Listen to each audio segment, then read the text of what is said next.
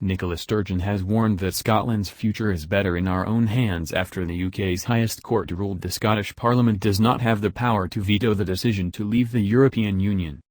On Tuesday morning, the Supreme Court in London ruled that the UK government must consult the Westminster Parliament before triggering Article 50 and beginning the official two-year process of leaving the EU. Within the judgment was a further ruling that the Parliament in Scotland, where 62% of people voted to remain inside the EU in June's referendum, does not hold sufficient power to legally prevent the UK's withdrawal from the EU. First Minister Sturgeon said the ruling showed that it was becoming clearer by the day that Scotland was not being listened to on Brexit, and said the foundations of devolution throughout the UK are being shown to be worthless. Scottish Conservative leader Ruth Davidson said Sturgeon had tried and comprehensively failed to hold the rest of the UK to ransom, and urged the First Minister to help the UK government get the best Brexit deal possible. Scotland's most senior lawyer, the Lord Advocate, argued during the case in December that convention dictates the Scottish Parliament would normally be consulted on changes to its laws. The Supreme Court ruled that this convention, known as the Sole Convention, is not legally enforceable.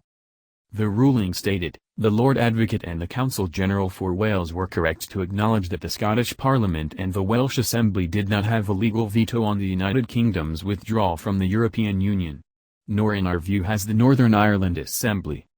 The judges went on to explain, as to the application of the Sole Convention to the decision to withdraw from the EU given the effect on the devolved competences, the Convention operates as a political constraint on the activity of the UK Parliament. It therefore plays an important role in the operation of the UK Constitution. But the policing of its scope and operation is not within the constitutional remit of the courts. The devolved legislatures do not have a veto on the UK's decision to withdraw from the EU. Sturgeon said the Scottish government was disappointed by the decision of the Supreme Court when it came to consent from Holyrood, but pledged that she would ask the Scottish Parliament for its consent regardless.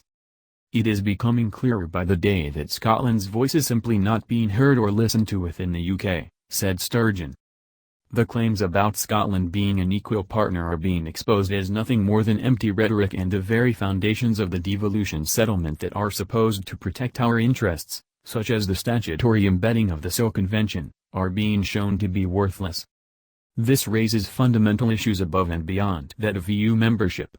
Is Scotland content for our future to be dictated by an increasingly right-wing Westminster government with just one MP here, or is it better that we take our future into our own hands? The First Minister added, it is becoming ever clearer that this is a choice that Scotland must make. However, Davidson urged the SNP government to get behind the UK and help Theresa May get the best deal for the whole of the UK, rather than seeking to manufacture a case for separation. All parties should now respect the ruling that the court has given, said Davidson.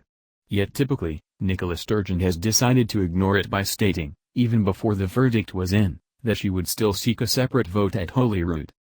The Scottish Conservatives will have no truck with yet more SNP stunts on Brexit. Whatever side people were on last year, Scotland wants to get on with the negotiations so we can start to leave the uncertainty of the last few years behind us.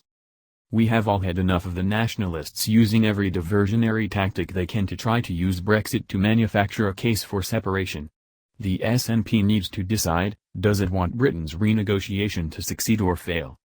She added, if it is the former, it needs to end the attempts to sow division and add to the uncertainty we face, and instead get behind the UK attempt to get the right deal for the whole UK. Following the judgment, the SNP pledged to table 50 amendments to the bill that will have to be introduced to Parliament when it's consulted over the triggering of Article 50.